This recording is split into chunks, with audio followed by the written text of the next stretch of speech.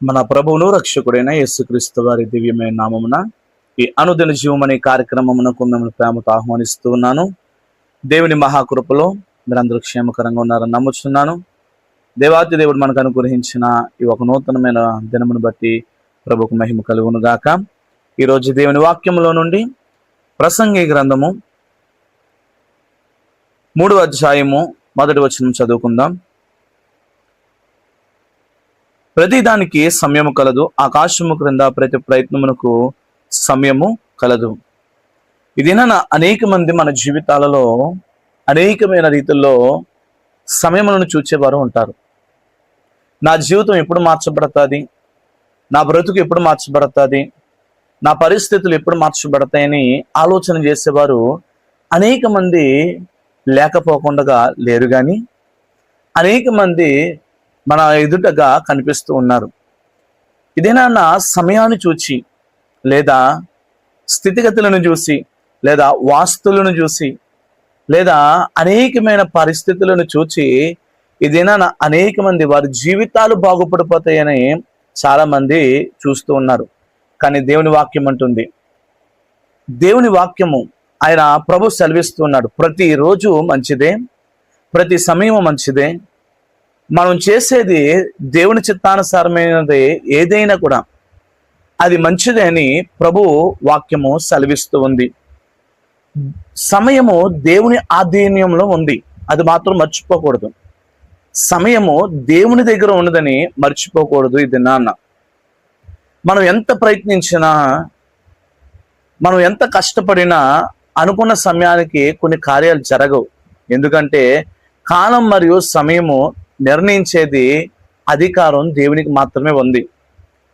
మన గడియారం కంటే ప్రాముఖ్యమైనది, మన గడియారం కంటే దేవుని ప్రణాళిక చాలా ప్రాముఖ్యమైనది. సహోదరి సహోదరుడా, మన జీవితము మార్చబడాలని, మన జీవితము మార్పు చెందాలని ఆలోచన చేస్తున్నట్లయితే నువ్వు గడియారాలను కాదు, లేదా సమయాన్ని కాదు, లేకపోతే స్థితిగతులను కాదు, కానీ నువ్వు దేవుని మీద ఆధారపడినట్లయితే ఆయన సమస్తము కూడా మార్చగలిగిన వాడని మర్చిపోద్దు.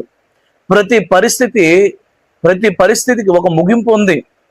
నువ్వు ఎదుర్కొంటున్న ప్రతి కష్టానికి, నువ్వు ఎదుర్కొంటున్న ప్రతి ఒక్క సమస్యకు ఒక ముగింపు అనేది ఉంది. కొంతమంది చూడండి, సంతోషం వస్తే వారికన్నా గొప్పవారు లేరని విర్రవీగిపోయేవారు అనేక మంది ఉంటారు.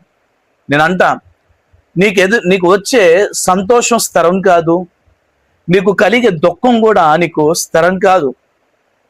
ఈ లోకంలో ప్రతి వారు కూడా అనేకమైన రీతులలో కష్ట నష్టాలను అనుభవించాలి.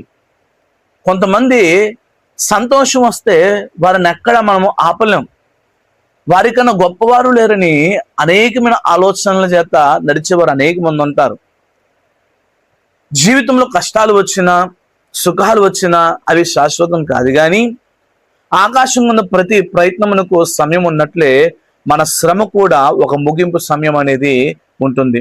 కష్టకాలంలో కృంగిపోవద్దు, సుఖములలో అతిశయపడద్దు. నువ్వు కష్టములో కృంగిపోయినట్లయితే నువ్వు చేతగాని వాడవైపోతావు. అలాగే సుఖములో నువ్వు అతిశయపడినట్లయితే నీ అతిశయము ఎక్కువ కాలము కూడా అది నిలబడద్దు. ఇదేనా నా సహోదరి సహోదరుడా, ఏ విషయంలో నువ్వు కృంగిపోతూ ఉన్నావో, గర్భం లేదనా? ఇదేనా అనేక మంది సహోదరినీలు, తల్లులు, వారు అనేకమైన దినాలు, సంవత్సరములు గడిచిన గర్భములు లేవని అనేక మంది బాధపడుతూ ఏంటి ఈ అవమానమని ఎంతగానో కుమిలిపోతూ ఉన్నారు. అయితే నేను ఈ దినాన్న చెప్తూ ఉన్నది ఏంటంటే, దేవుడు నీకు ప్రభు అయిన దేవుడు నీకు ఒక సమయాన్ని నిర్ణయించాడు. ఆయన ఆ సమయంలో ప్రభు నీకు ఎడల కృప చూపడానికి ఆయన సమీపముగా ఉన్నాడని మర్చిపోవద్దు. ఎందుకు భయపడుతున్నావు? ఎందుకు దిగులు చెందుతున్నావు? నీ అవమానమును ఆయన సంతోషంగా మార్చగలిగిన దేవుడైన, నీవు ఉద్యోగములలో స్థిరత్వం లేదని, నీ వ్యాపారంలో స్థిరత్వం లేదని, లేదా నీ బిడ్డలు మారు మనసు పొందట్లేదని, నీ బిడ్డలు ఇష్టానుసారంగా బ్రతుకుతూ ఉన్నారని ఇదేనా అనేక మంది తల్లిదండ్రులు ఎంతగానో వారి జీవితాలను, వారి బ్రతుకులు కుమిలిపోతూ ఉన్నారు. అయితే ఇదే నన్ను సెలవిస్తుంది, ప్రతి దానికి సమయం కలదు, ఆ సమయం మన జీవితంలో జరగాలనంటే మనము దేవుని యందు స్థిరులుగా మనం ఉండాలి. ఆయన చేసే వరకు మనం స్థిరత్వం కలిగి జీవించాలి. ఆయన యందు మనము నీతి కలిగి బ్రతకాలి. భక్తులైన వారు అనేక మంది జీవితాలలో శ్రమలు సంభవించినప్పటికీ, గర్భములు లేకపోయినప్పటికీ, ఉన్నవి పోయినప్పటికీ, తన బిడ్డలు తన మాటలు విననప్పటికీ కూడా వారు ఏమి కలిగి జీవించారని అంటే దేవుని యందలి భయమును భక్తి కలిగి జీవించారు. దేవుని సమయం ఎంతో శ్రేష్టమైనది. God's plan is perfect.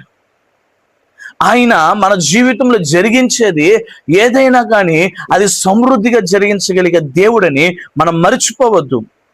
ప్రసంగి గ్రంథం 3:11 చెప్తూ ఉన్నాడు, దేవుని కాలమునందు అది చక్కగా ఉండునట్లు సమస్తము నిర్ణయించి ఉన్నాడు. మన తొందర ఉండవచ్చు, కానీ దేవుడు సరైన సమయంలో అద్భుతాన్ని చేస్తాడైనా.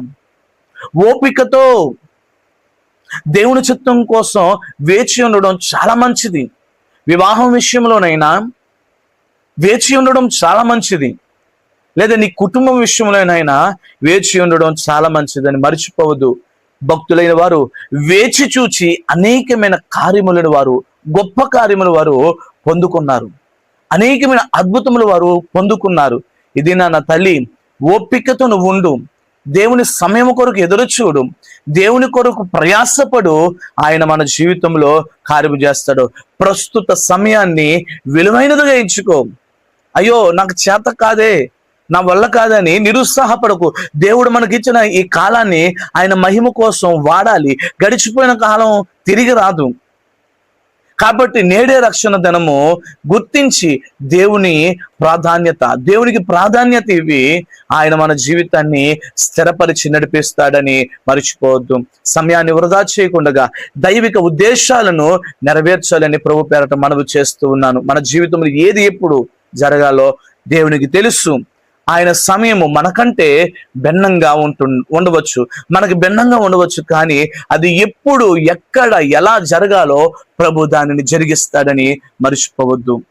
ఇది నన్ను భయపడకు, దిగులు చెందకు. ఆయన తగిన సమయములో నిన్ను హెచ్చించి ఆశీర్వదించి బలపరిచి స్థిరపరచును గాక. దేవుని సన్నిధిలో ప్రార్థన చేసుకుందాం. ప్రార్థన. మహాగణుడైన మా తండ్రి, కృప కలిగిన యేసయ్య, మా జీవితంలో ఏది ఎప్పుడు జరగాలో, ఏది ఎక్కడ జరగాలో, ఏ రీతిగా జరగాలో సమస్తమును నువ్వు బాహుగా ఎరిగిన దేవుడవని మేము నమ్ముచూ ఉన్నాము. నీ బిడ్డలను బలపరచండి. ఎవరైతే కృంగిపోతూ, వేదన పడుతూ, బాధపడుతూ ఉన్నారో వారి జీవితాలలోని సహాయమును దయచేసి, సమాధానమైన సమయాన్ని వారికి దయచేసి కృప చూపు నడిపించమని, దేవి దినమంతా కృప సంరక్షించమని యేసుక్రీస్తు దివ్యమైన నామములో అడుగుచున్నాము తండ్రి. Amen, amen. Praise the Lord. దేవునికి మహిమ కలుగును గాక. ఇదనమంతా తన ఉచితమైన కృపతో ప్రభు మనల్ని బలపరిచి నడిపించును గాక. ఆమేన్. God bless you. అందరికీ వందనాలు.